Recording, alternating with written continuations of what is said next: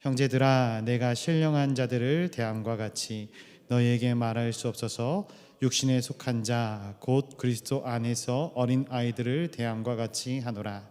내가 너희를 젖으로 먹이고 밥으로 아니하였노니 이는 너희가 감당하지 못하니없거니와 지금도 못하리라. 너희는 아직도 육신에 속한 자로다. 너희 가운데 시기와 분쟁이 있으니 억지 육신에 속하여 사람을 따라 행함이 아니리요. 아멘. 오늘도 이 늦은 금요의 시간, 거룩한 주님의 전으로 달려나온 하나님의 백성들을 주님의 이름으로 진심으로 환영합니다. 우리가 드리는 예배가 영과 진리로 드려지기를 간절히 소원하고, 정말 하나님 아버지 앞에 올려드리는 거룩한 산제사가 되어 하나님께 올려지기를 간절히 소원합니다. 오늘 본문 말씀을 가지고 신령한 자, 육신에 속한 자라는 제목으로 같이 나누기를 원합니다. 우선 오늘 본문 1절의 말씀을 한번 같이 읽어보도록 하겠습니다. 1절입니다. 시작. 형제들아, 내가 신령한 자들을 대함과 같이 육신에 속한 자 곧 그리스도 안에서 어린 아이들을 대함과 같이 하노라. 아멘. 오늘 본문 1절 말씀해 보니까 신령한 자들이 나옵니다. 그리고 육신에 속한 자도 나옵니다. 서로 상반된 두 부류의 사람이 있다라는 것이죠. 물론 이들은 다 크리스천들입니다. 신령한 자들, 육신에 속한 자들, 이것을 다른 말로 하면은 육신에 속한 자, 신령한 자는 영적인 사람을 이야기하는 것일 것이고, 육신에 속한 자는 육적인 자, 육적인 사람들을 이야기한다라고 볼 수 있을 것 같습니다. 그렇다면 한번 본인 스스로를 평가해 보시기를 바랍니다. 과연 나는 영적인 사람인가, 신령한 자의 반열에 서 있는 자인가, 아니면은 육적인 사람인가? 오늘 본문 말씀을 보면은 이 두 부류의 사람을 대하는 사도 바울의 방식이 틀리다라는 것을 우리가 알 수 있죠. 그리고 이 두 부류의 사람의 차이를 2절에서는 이렇게 설명을 합니다. 제가 2절 말씀 한번 읽어드리겠습니다. 내가 너희를 젖으로 먹이고 밥으로 아니하였노니 이는 너희가 감당하지 못함이거니와 지금도 못하리라. 아멘. 영적인 크리스천들은 일반인들처럼 밥을 먹는다, 단단한 음식을 먹을 수 있는 사람들이다. 그러나 육적인 크리스천들은 갓난 아이처럼 젖을 먹여야 하고 끊임없이 달래야 한다라는 것이죠. 밥을 소화시킬 수 없기 때문에 떠 먹여줘야 된다라고 이야기를 하고 있는 것이죠. 설교를 준비하면서 이런 부분에 대한 고민들이 굉장히 많습니다. 이 말씀을 어디까지 풀 것인가, 어디까지 쪼갤 것인가. 솔직히 말씀을 볼 때 어떤 설교를 듣는 것도 굉장히 중요하고 좋지만 말씀 그대로를 보는 것이 가장 중요합니다. 그 말씀 한 구절 한 구절을 내 삶 가운데 깊이 묵상하는 것이 굉장히 중요해요. 그런데 쉽지 않죠. 그렇기 때문에 설교자들은 이 말씀을 쪼개고 씹고 씹어서 떠 먹여주고 있는 것이에요. 그리고 그들이 원하는 것이 무엇인가? 청자로 하여금 말씀 가운데 깊이 들어갈 수 있도록 하는 것이죠. 물론 설교자도 예외는 없습니다. 말씀을 묵상하면서 말씀 가운데로 깊이 빠져 들어가는 것입니다. 그렇다면 여기서 말하고 있는 이 밥을 먹지 못하는, 젖을 먹어야 하는 육신에 속한 사람, 육적인 크리스천들, 이들은 누구인가? 그리고 이들의 지표가 무엇인가? 3절 말씀 한번 같이 읽어볼까요? 3절입니다. 시작. 너희는 아직도 육신에 속한 자로다. 너희 가운데 시기와 분쟁이 있으니 어찌 육신에 속하여 사람을 따라 행함이 아니려. 아멘. 3절에 보니까 누구 보고 이 육신에 속한 자라고 이야기를 합니까? 너희들이라는 것이죠. 그럼 여기서 말씀하고 있는 너희가 누구입니까? 바로 이 서신의 제목이기도 한 고린도 교회의 성도들이다. 그렇다면 우리가 한번 생각해 볼 것이 있어요. 고린도 교회의 성도들은 우리가 생각하는 것처럼 정말로 육에 속한 사람들이었는가? 이렇게 평가될 만한 사람들인가? 고린도전서 1장 4절부터 7절 말씀을 보면은 이 고린도 교회를 사도 바울이 처음에 칭찬을 합니다. 근데 뭐라고 칭찬을 하냐면은 이렇게 칭찬하고 있어요. 그리스도 예수 안에서 너희에게 주신 하나님의 은혜로 말미암아 내가 너희를 위하여 항상 하나님께 감사하노니 이는 너희가 그 안에서 모든 일 곧 모든 언변과 모든 지식이 풍족함으로 그리스도의 증거가 너희 중에 견고하게 되어 너희가 모든 은사의 부족함이 없이 우리 주 예수 그리스도의 나타나심을 기다림이라. 아멘. 이것이 고린도 교회를 향한 사도 바울의 평가였어요. 모든 언변과 모든 지식이 풍족하다. 그리스도의 증거가 너희 안에서 견고하게 되었다. 그리고 너희 가운데 은사가 부족함이 없다 이야기를 합니다. 어떤 지적인 것뿐만이 아니라 영적인 은사까지도 이 사람들에게 충만했다라는 것을 사도 바울이 이야기를 해주고 있어요. 이 은사에 대해서 이야기가 나왔으니까 말인데요. 이 은사의 종류에 대해서는 로마서나 갈라디아서 성경의 이런 곳에서 이제 기록을 하고 있어요. 그런데 고린도 전서만큼 은사에 대해서 디테일하게 이야기하고 있는 곳이 없습니다. 그래서 고린도전서 12장은 은사의 장, 그리고 그 활용에 대해서는 14장, 그 가운데 있는 것이 13장, 우리 잘 아는 사랑장이 되는 것이죠. 그만큼 고린도 교회는 은사에 관해서는 타의 추정을 불허하는 굉장히 뜨거운 교회였다라는 거예요. 그런데 사도 바울이 그 교회 성도들을 향해서 뭐라고 말하고 있는가? 너희는 아직 육신에 속한 자로다. 이렇게 이야기하고 있는 거예요. 왜 그런가? 3절 보니까 이렇게 기록하고 있어요. 시기와 분쟁이 있다. 이어서 하시는 말씀이 육신에 속하여 사람을 따라 행함이 아니리요 라고 기록하고 있는 거예요. 사람을 따라 행함으로부터 시기와 분쟁이 나온다라는 거예요. 즉 이 두 부분에, 이 두 가지에 걸쳐 있기 때문에 이 사람들이 육적인 사람들이라는 평가를 받고 있다라는 거예요. 그럼 우리가 여기서 한번 생각해 볼 것이 있어요. 그렇다면 영적인 크리스천, 육적인 크리스천을 아는 지표가 무엇이 되겠는가? 우선은 이렇게 생각해 볼 수 있을 것 같습니다. 그 사람이 연합을 하는가 아니면은 분열을 하는가를 통해서 우리가 그 사람이 영적인 사람인지 아니면 육적인 사람인지를 알 수 있다라는 거예요. 우리가 와, 저 사람 진짜 영적인 사람이야. 기도도 열심히 하고 말씀도 잘 알아. 뜨거워. 이렇게 판단하더라도 그 사람이 속한 공동체 가운데 연합이 이루어지지 않는다면 그 사람은 영적인 사람이 아니다라는 거예요. 그래서 영적인가 육적인가, 영적인 사람인가 육적인 사람인가, 이러한 것에 대한 판단이나 판단을 위한 문제들은 그 사람이 어떠한 은사를 가졌는가, 어떠한 직분을 가졌는가, 혹은 그 사람이 얼마나 기도를 많이 하는가, 얼마나 성경적인 지식이 풍부한가, 얼마나 많은 사역을 감당하고 있는가, 얼마나 신금을 울리는 말씀을 증거하는가, 이것으로 판가름할 수 있는 것이 아니다라는 거예요. 이것이 본질이 아니다라는 거예요. 그렇다면 무엇으로 그 사람을 신령한 자, 영에 속한 자, 영적인 사람이라고 이야기할 수 있는 것인가? 바로 연합이에요. 연합. 예수 그리스도와의 연합, 성도와 성도 간의 연합. 쉽게 이야기를 해서 하나님을 사랑하고 내 이웃을 내 몸같이 사랑하는 사람, 그래서 하나됨을 추구하고 그 사람이 있는 곳마다 평화의 자리가 만들어지고 그 사람이 있는 곳마다 웃음꽃이 피어나고 그 사람이 있는 곳마다 하나님의 말씀 가운데 하나 되는 그러한 사람이 바로 영적인 사람, 영적으로 성숙한 사람이다 라고 이야기를 하고 있는 것이죠. 그런데 오늘날 바라보면은 스스로 영적이라고 주장하는 사람이 많이 있어요. 물론 근거는 있습니다. 영적인 훈련을 많이 받아서 영적으로 상당히 고양된 경지에 이르렀다고 생각하는 사람들이에요. 우리가 신앙생활이라고 이야기를 할 때 크게 생각하는 두 가지의 축이 있죠.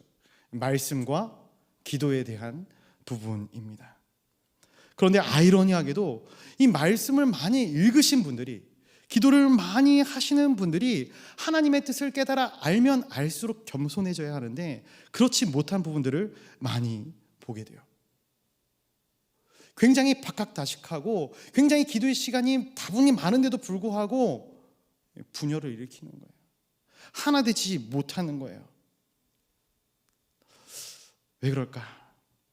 말씀에 대해서 한번 생각을 해보면 좀 부끄러운 이야기일 수 있지만 예전에 이제 신학교를 다닐 때, 신학대학교를 다닐 때 신학대학은 채플이라는 게 있어요. 이게 매일매일 학교 나갈 때마다 정해진 시간에 다 같이 모여서 예배를 드리게 되는 것이죠.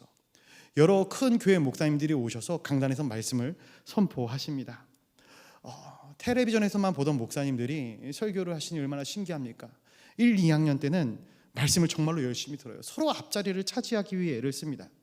그런데 3, 4학년 정도가 되면은 신학적인 지식도 쌓이고 여러 목사님들의 설교를 많이 듣게 됨에 따라서 설교를 판단하기 시작합니다. 저 목사님은 설교가 좋네. 저 목사님은 말투가 좀 별론데. 저 목사님은 설교가 아주 엉망이구만. 제 스스로에게 한 얘기가 돼서 찔려가지고. 그러다 보면은 모두 다는 아니겠지만 앞자리에 있던 이 사람들이 학년이 올라가면 올라갈수록 점점 뒷자리로 빠져나가게 되는 거예요. 앞자리는 저학년들이 앉고 뒷자리는 고학년들이 앉게 되는 것이죠. 물론 말씀에 대한 확실한 분별력이 필요하다라고 생각을 합니다. 그러나 과도하게 평가해서는 안 되는 것이죠. 솔직히 우리 시대에 성경이 없어서 말씀을 듣지 못해서 우리가 영적으로 무너진다 생각하지 않습니다. 텔레비전만 틀어도 얼마나 훌륭하신 목사님들의 설교가 많이 방영이 되는지 모르겠어요. 인터넷에 몇 가지 검색만 해도 그 말씀에 대한 많은 주제들이 등장을 하는 것을 보게 됩니다. 무엇이 부족해서 우리가 영적으로 무너지는가? 그건 바로 영적인 반응 속도이죠. 하나님의 말씀이 선포되어지면 그 말씀을 성경 안에서 내게 주시는 하나님의 말씀으로 받는 그 과정이 중요한데 머리가 너무나 좋아지다 보니까 생각하고 판단하는 거예요. 내가 들을 말씀과 듣지 않아도 되는 말씀, 해야 하는 것과 하지 말아야 할 것을 스스로 판단해서 분별하는 것이죠. 물론 목사님들도 말씀을 철저히 준비해야 된다 생각합니다. 설교는 자기 자신을 피력하는 것이 아니에요. 내 자신의 의견을 선포하는 것이 아닙니다. 설교는 철저하게 하나님의 말씀을 대언하는 자리입니다. 그렇기 때문에 말씀을 준비할수록 더욱 큰 두려움과 떨림으로 준비를 하게 되어집니다. 그래서 설교의 제1의 청자는 설교자입니다. 그 말씀 가운데 저를 비춰볼 수밖에 없거든요. 그런데 우리들도 마찬가지예요. 우리 가운데도 그것이 하나님의 진정한 말씀인지 그냥 개인의 생각인지를 분별해낼 수 있는 지혜가 분명히 필요합니다. 그러나 가장 중요한 것은 그 말씀을 들었을 때에 내 영의 상태가, 내 삶이 어떻게 하나님의 은혜 가운데 변화되어지는가를 보는 것, 은혜 가운데 경험하는 것이 중요한 것이죠. 그렇기 때문에 우리는 하나님이 말씀하실 때에 그것이 내 입맛에 맞든 내 입맛에 맞지 않든 우리는 반응해야 하는 것입니다. 다시 한번 말씀드립니다. 사랑하는 성도 여러분, 말씀이 진리의 말씀이면 바로 내가 반응해야 합니다. 하나님은 사랑이시라 이 말씀이 내 마음 가운데, 삶 가운데 선포가 되어지면 성경 말씀에서 그 말씀이 진리라고 선포하면은 우리는 그것을 선택하여야 되는 거예요. 말씀을 선포하는 사람이 설득력 있게 선포를 하던, 유머러스하게 선포를 하던, 때로는 직설적으로 선포를 하던, 딱딱하게 선포를 하던 그 사람이 어떤 성향과 스타일과 무관하게 말씀은 말씀인 것입니다. 사랑하는 성도 여러분, 하나님의 말씀에 민감하게 반응하시기를 간절히 소원합니다. 말씀이요, 우리의 삶 가운데 잠잠하게 임할 때가 있어요. 근데 때로는 천둥소리 같이 임할 때도 있어요. 정말로 그러나 중요한 것은 말씀은 말씀이다라는 사실이에요. 말씀 앞에 반응하시고 말씀으로 하나 되어지는 하나님의 거룩한 백성들, 저와 여러분들이 되시기를 간절히 소원합니다. 또한 기도의 부분 있습니다. 기도를 많이 하시는 분들 중에 이런 부분이 나타날 수 있어요. 기도를 하시는 분들 중에 다는 아니지만 상당 부분이 직통 계시에 의존을 하기 때문에 상대적으로 말씀에 대한 해석을 중요하게 생각하지 않아요. 자신의 기도를, 신앙을 이야기하는데 이해를 하는 사람도 있고 이해를 하지 못하는 사람도 있어요. 근데 이 영적인 대화들이라고 예수님들 얘기를 하는데 이 영적인 대화들을 서로 이렇게 얘기를 하는 것이죠. 그리고 나서는 어떠한 일들이 일어나는가? 그냥 거기서 끝나면 괜찮은데 서로를 영적인 사람이라고 부추기게 되는 거예요. 그럼 어떻게 되는가? 기도에 응답이 없고 어떤 기도를 길게 하지 못하는 그러한 사람들을 육적인 사람으로 치부하고 생각해요. 기도도 안 하는 것들 판단합니다. 물론 기도는 굉장히 중요해요. 기도는 우리의 삶의 호흡이라고 이야기될 만큼 중요합니다. 그러나 말씀과 마찬가지로 이 기도 역시 자기 의가 되어버리고 만다면 그 안에 과연 예수 그리스도가 있는가? 이건 물음표입니다. 여러분, 기도는 일방적인 게 아니에요. 컨버세이션, 대화, 소통입니다. 하나님과 이야기하는 거예요. 그래서 내가 어떤 하나님의 간구에 대한 기도를 무조건 올려드리는 것도 굉장히 중요하지만 하나님의 음성을 듣는 시간들도 굉장히 중요한 거예요. 결국 이 두 가지 큰 영적인 충격이 어긋나 버리면 하나님의 뜻이 가려지고 하나님의 뜻이 가려지면 결국 인간의 생각이 드러나게 되어져 있는 것입니다. 인간의 생각은 무엇인가? 분열이에요, 분열.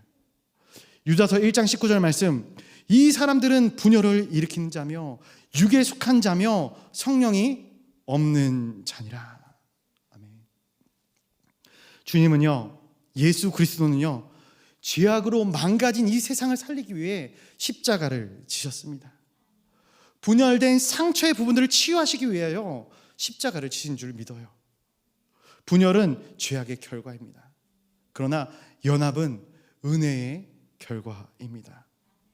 죄악이 역사하면 인간이 중요하고 오늘 본문의 시기심이 틈새를 타서 계속 들어오게 되어져 있는 거예요.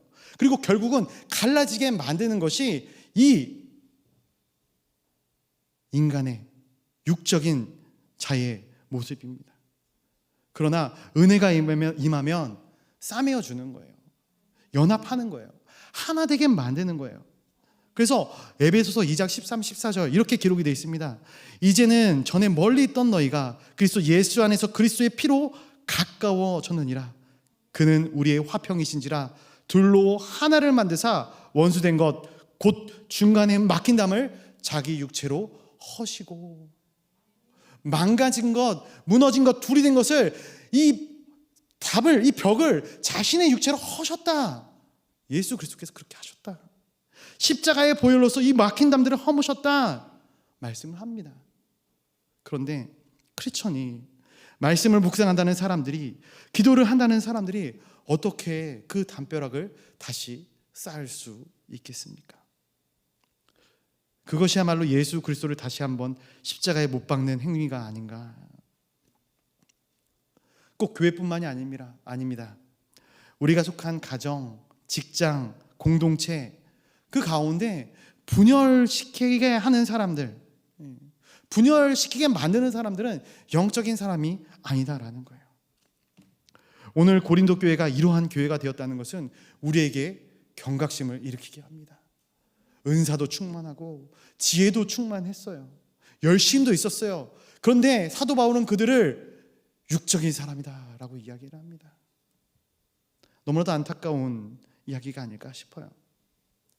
다음으로 영적인 크리스천인가 육적인 크리스천인가를 아는 지표가 무엇인가? 바로 누구를 따라 행하는가예요. 쉽게 이야기해서 사람을 주목할 것인가, 하나님을 주목할 것인가, 하나님을 바라보고 사는 인생인가, 사람을 바라보고 사는 인생인가라는 거예요. 오늘 본문 4절, 5절, 9절 뒤에 절인데요. 한번 4절과 5절과 9절 말씀을 제가 읽어드리도록 하겠습니다. 제가 한번 읽어드릴게요. 어떤 이는 말하되 나는 바울에게라 하고 다른 이는 나에게 아볼로에게라 하니 너희가 육의 사람이 아니리요. 그런즉 아볼로는 무엇이며 바울은 무엇이냐? 그들은 주께서 각각 주신 대로 너희로 하여금 믿게 한 사역자들이니라. 우리는 하나님의 동역자들이요 너희는 하나님의 밭이요 하나님의 집이니라. 아멘. 사람을 주목하면요 하나님을 주목할 수 없습니다. 이것을 다른 말로 하면은 내 인생 가운데 사람이 중요하면 하나님이 중요해질 수 없다라는 거예요. 이 두 가지가 공존할 수 없다라는 거예요. 왜 사람이 중요한가? 오늘 본문에서 보니까 고린도 교회 교인들이 이렇게 이야기를 합니다. 나는 아볼로파다. 나는 바울파다. 1장에서 보면은 이 고린도 교회 분열 원인에 대해서는 네 가지로 나오죠. 이렇게 파가 나뉘는 게 아볼로, 바울, 게바, 그리스도파, 이렇게 네 가지로 분열이 되어지고 있는 거예요. 무엇이 중요합니까? 무엇이 중요한가요? 어느 파인지가 중요한가? 지금 이 고린도 교회 교인들에게 있어서 정말로 중요한 것은 무엇인지 아십니까? 게바를 따르는 것, 바울을 따르는 것, 아볼로를 따르는 것, 이것들이 중요한 것이 아니에요. 이 단어 앞에 보니까 나는 바울파다, 나는 게바파다. 여러분, 주님이 중요하면 다른 어떤 것들은 무슨 소용이 있겠습니까? 아볼로나 바울이나 게바나 모두 다 그리스도 안에 사용되어지는 사역자일 뿐이지 않습니까? 얼마 전에 식당에서 식사를 하는데 한 권사님이 이렇게 부르셔요. 우리 목사님. 쳐다봤습니다. 저를 부른 게 맞았어요. 교회를 와서, 동강교회를 와서 우리 목사님이라는 이 개념이 굉장히 있더라고요. 각 교구마다, 그렇죠? 우리 목사님. 많은 생각을 하게 만들더라고요. 물론 교구에서 아껴주시고 챙겨주시고 기억해주시고 우리 목사님이라 불러주시는 건 너무나도 귀하고 너무나도 감사한 부분입니다. 그런데 우리 목사님이 있다면 남의 목사님은 어디 있겠습니까? 다 우리 목사님인 것이죠. 주님 앞에 사용되어지는 사역자들입니다. 그 누구나 할 것 없이 말이죠. 내가 누구를 통해서 빛이 나고, 누구를 통해서 위로를 받고, 누구를 통해서 인정을 받고, 누구에게 사랑을 받고, 누구에게 세례를 받고, 누가 나에게 직분을 줬고, 누가 나에게 영적인 은사를 줬고, 이것이 중요한 것이 아니다는 말이에요. 그러다 보니까 사역을 하면서도 참 사람을 보면서 사역을 하는 경우들이 많이 있어요. 그게 잘못된 것이죠. 사역하는 것은 굉장히 중요해요. 그러나 교회를 위해서 사역하는 것 아니에요. 그 사람을 보고 사역하는 것 더더욱 아닙니다. 사역은 누굴 보고 하는 것입니까? 하나님 한 분만을 보고 하는 거예요. 하나님 바라보고 하나님의 일을 감당하는 것이지 누군가를 위해서 내가 이 사역을 감당해 주는 것이 아니단 말이에요. 오직 하나님을 위해서입니다. 그래서 신앙은 본질의 싸움입니다. 근데 너무나도 많은 영적인 리더들이 이런 것들을 오해해요. 주님께 헌신을 시켜야 하는데 자신에게 헌신을 시키고 있는 것이죠. 영적 리더들은 어떠한 역할을 하는 사람들인가? 중개자 역할을 하는 거예요. 중매의 역할을 하는 거예요. 사랑하는 성도 여러분, 오늘 이 금요 심야 기도회의 시간에 우리가 정말로 주님을 깊게 만나기를 간절히 소원해요. 그런데 그 가운데 제 역할은 무엇일까요? 제 역할은 무엇일까요? 말씀을 준비하다 보니까 이 찬양이 생각이 났어요. 찬송가 323장 부름받아 나선 이 몸이라는 찬양이에요. 근데 3절 가사 가장 마지막 절 이게 계속 읊조려지더라고요. 이름도 없이 빛도 없이, 이름도 없이 빛도 없이. 이게 영적 리더들의 역할이 아닌가. 나는 쇠하여지고 오직 하나님 한 분만이 남는 거예요. 신랑 되신 예수님께서 신부된 성도들을 맞이하러 오는 그런 귀하고 복된 그 장면 가운데, 그 장면을 바라보면서 기뻐할 만한 그 기쁨의 감격이 우리 가운데 있는가? 여러분, 하나님이 기뻐하심이 나의 기쁨이 되기를 간절히 소원합니다. 하나님이 좋아하시는 그 일들을 내가 감당해 줄 수 있고, 하나님이 슬퍼하시는 그 일들을 내가 행하지 아니할 수 있는 지혜와 용기가 있어지기를 간절히 소원합니다. 그렇기 때문에 교회는 성도가 많다고 해서, 사역이 많다고 해서 그 교회를 영적인 교회다 단정 지을 수 없어요. 사람이 보는 눈과 하나님이 보는 눈은 틀리기 때문에 그렇습니다. 우리 모두가 하나님의 음성을 듣고 하나님의 뜻대로 사용되어지는 하나님의 거룩한 백성들이 되어질 때, 그곳에는 그 교회가 크든 작든, 그 모임이 어렵고 힘들든 정말로 풍족하고 남아 돌든 하나님이 기뻐하시는 교회가 되어지게 되는 것이죠. 성령의 인도하심에 따라 움직이는 우리 모두가 될 때 바로 이 자리에서 성령이 충만하게 임하심을 믿으시기를 간절히 소원합니다. 그렇다면 한 가지 더 생각해 볼 것이 있어요. 우리가 하나님을 주목한다는 것이 무엇인가? 하나님의 음성을 듣고 하나님의 뜻대로 사용되어진다라는 것이 무엇인가? 사람들이 종종 오해하는 부분이 또 하나 있습니다. 무엇이냐면은 하나님의 뜻대로 사용되어진다는 것이 하나님의 능력대로 우리가 어떤 액팅을 해야 된다, 움직여야 된다, 이렇게 생각하는 분들이 굉장히 많아요. 가만히 있으면 사용되어지는 것이 아니다 생각하는 분들이 많다라는 거예요. 물론 반은 맞아요. 그런데 반은 틀립니다. 우리가 하나님의 뜻대로 사용된다라는 것은 가장 중요한 게 어떤 의미를 가지냐면은 하나님의 성실하심을 믿는 거예요. 변하지 않는 하나님의 능력이 우리에게 약속하신 그 약속을 다 이룰 줄을 믿는 거예요. 그 믿음이 시작입니다. 잘 이해를 못 하시는 분들이 있을 텐데 굉장히 중요한 부분이에요. 믿음 없이 행하게 되면요, 지쳐요. 쓰러집니다. 본질을 잃어버려요. 내가 왜 이 자리에 왔지? 잃어버리고 무너지게 되는 거예요. 믿음이 견고하게 선 상태에서 하나님의 뜻대로 움직여야지만 지치거나 힘들거나 넘어지지 아니할 수 있는 거예요. 이 사실을 기억하시기를 바라요.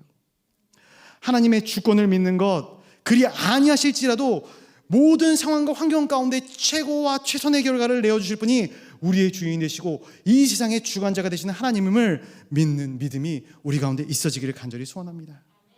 그렇기 때문에 우리는 신앙생활을 하면서 우리 눈에 보이는 것으로 답을 내리는 것, 때로는 이거 굉장히 교만한 것이에요. 그 사람이 혹은 교회의 상황이 너무나도 뻔하게 보일지라도 함구해야 되는 거예요. 하나님 바라봐야 되는 것이죠. 하나님께 더 엎드리고 기도해야 되는 거예요. 우리가 생각하는 그 생각이 답이 아닐 수도 있어요. 하나님만이, 하나님 한 분만이 우리의 모든 생각 가운데 답을 내리실 수 있는 분입니다. 우리의 신앙이 그 본질에 집중할 수 있게 되기를 간절히 소원합니다. 마지막으로, 그렇다면 성령에 거하는 사람이 되려면 3절 말씀을 한번 다시 읽어보도록 하겠습니다. 3절입니다. 시작. 너희는 아직도 육신에 속한 자로다. 너희 가운데 시기와 분쟁이 있으니 어찌 육신에 속하여 사람을 따라 행함이 아니리요. 아멘. 시기와 분쟁이 겉으로 드러나는 것이라면 그 안에 사람의 악한 본성이 숨어 있는 것이죠. 그래서 상처가 치유되지 않은 상태에서 은사와 능력이 있는 영적 지도자들은 분열을 가져오게 만듭니다. 예를 들어 볼게요. 성경 가운데 우리가 잘 아는 사울 왕이라는 사람, 사울 왕은 영적인 사람인 것 같습니까? 아니면 육적인 사람인 것 같습니까? 예. 할렐루야.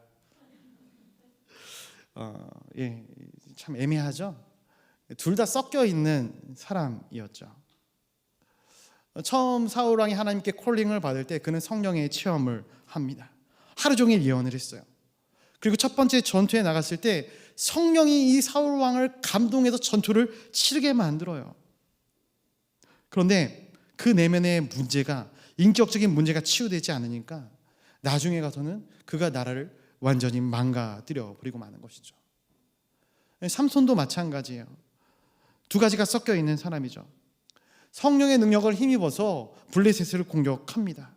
그러나 결국 그 내면이 변화되어지지 않았기 때문에, 그 문제가 해결되어지지 않았기 때문에 비참한 최후를 맞는 것이 이 삼손이라는 인물입니다. 고린도 교회 성도들이 왜 은사가 많음에도 불구하고 여러 가지 문제들이 생기는가? 고린도전서 1장 26절을 보면 그 해답을 대충 찾을 수 있는데요. 제가 한번 읽어드리겠습니다. 형제들아, 너희를 부르심을 보라. 육체를 따라 지혜로운 자가 많지 아니하며 능한 자가 많지 아니하며 문벌 좋은 자가 많지 아니하도다. 사도 바울이 비판하려고 이 글을 쓴 건 아닌 것 같아요. 지혜로운 자가 많지 않대요. 능한 자가 많지 않대요. 문벌이 좋은 자가 많지 않대요. 그렇습니다. 그들은 낮은 자존감을 가지고 있었어요. 그렇다 보니 그 낮은 자존감을 무엇으로 채우려고 했는가? 교회 안에서의 은사와 직분, 여기에 목숨을 걸었던 것이죠. 그리고 그것을 나를 증명할 수 있는, 어떻게 보면 인간적인 방법으로 그런 것들을 사용했다라는 것이에요. 여러분, 그래서 정말로 우리 가운데 중요한 것이 무엇인가 생각을 해볼 때 능력을 구하기 전에 순결한 사람이 되기를 간절히 소원해요. 탁월한 말씀을 듣는 것, 탁월한 말씀을 내 삶 가운데 새기는 것도 중요하지만 우선 나에게 하루하루 부어주시는 말씀에 집중하고 그 말씀대로 따라 살아가는 노력과 에너지가 우리 가운데 있으시기를 간절히 바랍니다. 여러분, 성령의 은사를 구하기 전에 성령의 은혜를 구하는 사람이 되기를 간절히 소원해요. 분열은 하나님께서 기뻐하시는 것이 아닙니다. 오직 예수 그리스도의 빛이 우리 가운데 임하여 그리스도의 연합이, 성도와의 연합이 이루어질 때 그때 우리는 하나님 기뻐하시는 영적인 성숙한 삶을 살아갈 수 있는 것이죠. 말씀을 정리하면서 맺고자 합니다. 사랑하는 성도 여러분, 우리가 하나님 영에 사로잡힌 자들이 되기를 간절히 소원합니다. 그래야지만 우리가 거짓된 영에 넘어가지 않을 수 있어요. 사탄은 거짓의 아비입니다. 사탄을 성경에서는 속이는 영이라고 이야기를 해요. 사탄이 하는 역할이 무엇인가? 우리 안에 있는 약점을 붙잡습니다. 그리고 거짓말을 하는 거예요. 그리고 그 결과가 무엇인가? 하나님의 음성을 못 듣게 만드는 거예요. 때로는 두려움으로, 때로는 환난으로, 때로는 너무나도 평온함을 줌으로써 하나님과 멀어지게 만들고 하나님의 음성을 듣지 못하게 만드는 것이죠. 그러나 하나님은 진리의 하나님이셔요. 성령님은 진리의 영이시고 예수 그리스도는 진리 그 본체가 되십니다. 사복음서에 보니까 귀신도 거짓말을 할 수 없는 한 가지가 나오는데 그것이 무엇이냐면은 지극히 높으신 하나님의 아들 예수요, 예수 그리스도의 존재에 대해서는 이 사단도 거짓말을 할 수 없는 거예요. 이것은 그 누구도 속일 수 없습니다. 그래서 우리는 영적인 삶을 살기 위해서 이 땅 가운데서 하나님께서 원하시는 참된 크리스천이 되기 위해서 어떠한 삶을 살아야 되는가? 결국 나는 죽고 예수 그리스도로 살아가야 되는 것이죠. 갈라디아서 2장 20절 우리가 잘 아는 말씀입니다. 내가 그리스도와 함께 십자가에 못 박혔나니 그런즉 이제는 내가 사는 것이 아니요 오직 내 안에 그리스도께서 사시는 것이라. 이제는 내가 육체 가운데 사는 것은 나를 사랑하사 나를 위하여 자기 자신을 버리신 하나님의 아들을 믿는 믿음 안에서 사는 것이라. 아멘. 오늘 고린도전서 3장 끝부분에 23절에서 이렇게 말씀을 해요. 너희는 그리스도의 것이요 그리스도는 하나님의 것이로다. 사랑하는 동강의 성도 여러분, 내가 죽고 오직 내 안에 예수 그리스도만이 살기를 간절히 소원합니다. 오직 예수 그리스도의 이름만이 우리의 인생의 주인이 되시기를 간절히 소원합니다. 그때에 우리의 삶이 사람을 바라보는 삶, 환난과 곤경에 쫓겨 아둥바둥되는 삶이 아니라 그 모든 것을 넘어서 역사하시는 하나님의 은혜를 기대하고 소망하는 하나님의 거룩한 백성들의 삶을 살게 될 줄을 믿습니다.